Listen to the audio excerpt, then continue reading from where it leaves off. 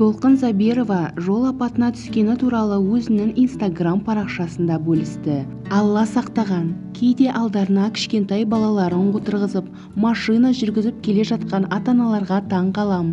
Не болмаса соткасына үңіліп қарап, бар жанын беріп, шұқып жататындарға. Бұл не? Жауапкершілік қайда? Өзіңізді ойламасаң, қоршаудағы адамдарды ойлау керек емес пе?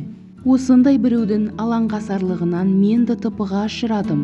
Біздің машинаны соққан жас бала. Мен бір мезгіл есімнен танып, болған жағдайларды түсінбеппін.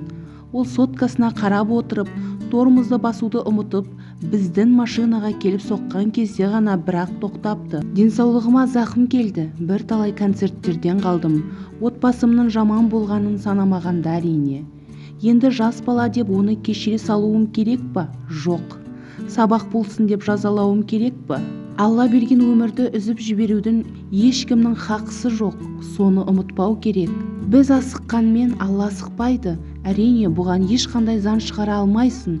Ол заң әр адамның санасында болу керек. Бір-бірімізге жанашыр, мейірімді, жауапты болайық. Амандыққа не жетсін ағайын?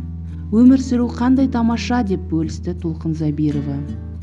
Әншіге тек Алла ауруына шипа берсін деп тілейміз. Егер видео ұнаса, лайк басып, видео астына өзіңіздің пікіріңізді жазуды ұмытпаңыз.